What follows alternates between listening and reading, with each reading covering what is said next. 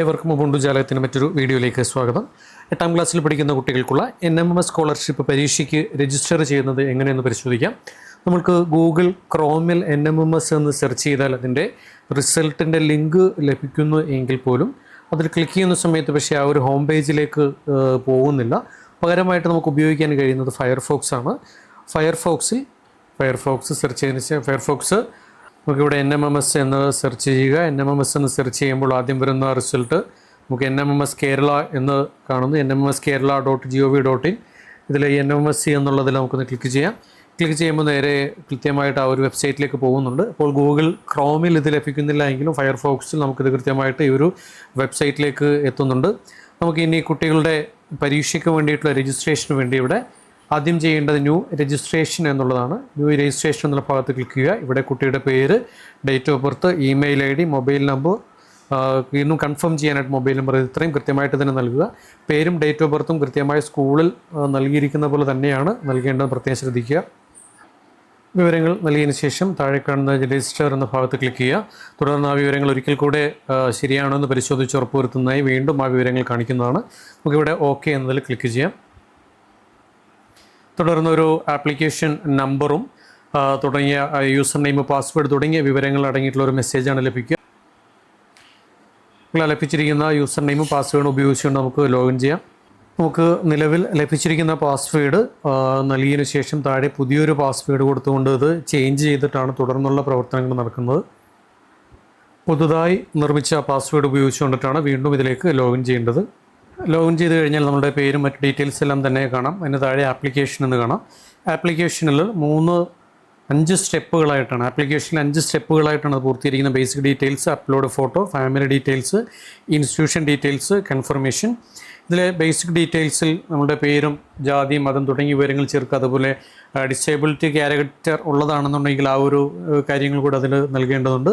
തുടർന്ന് photo upload ചെയ്യുക. Photo upload ചെയ്യേണ്ടത് 150x200 പിക്സലിലാണ്.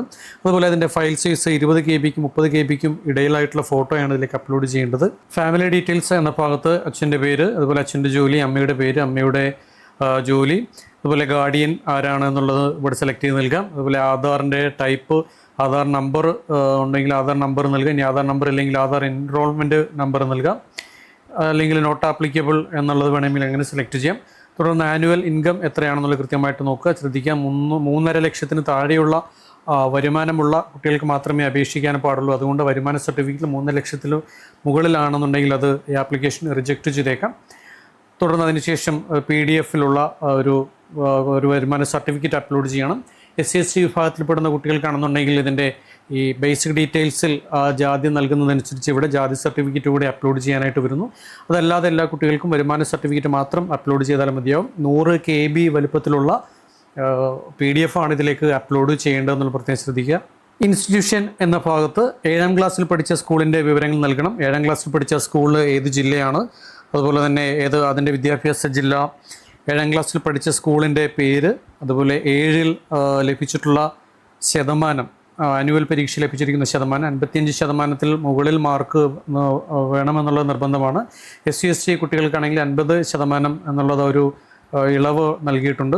അതുപോലെ അതിനുശേഷം ചേർക്കേണ്ടത് പ്രസൻറ്റ് സ്കൂൾ ഡീറ്റെയിൽസ് ആണ്. ഇപ്പോൾ പഠിക്കുന്ന സ്കൂളിൻ്റെ ജില്ല, വിദ്യാഭ്യാസ ജില്ല, ഇപ്പോൾ പഠിക്കുന്ന സ്കൂളിൻ്റെ പേര്, സ്കൂളിൻ്റെ ടൈപ്പ്, ഏത് ഗവൺമെൻറ് ആണോ എയ്ഡഡ് ആണോ, കൃത്യമായിട്ടുള്ള അഡ്മിഷൻ നമ്പർ നൽകുക. തുടർന്ന് ഏറ്റവും പ്രധാനപ്പെട്ടതാണ് ഏത് മീഡിയമാണ് ക്വസ്റ്റ്യൻ പേപ്പർ എന്നുള്ളത്. ഇത്രയും വിവരങ്ങൾ നൽകിയതിന് ശേഷം സേവ് ആൻഡ് പ്രൊസീഡ് എന്നുള്ളത് നൽകുക.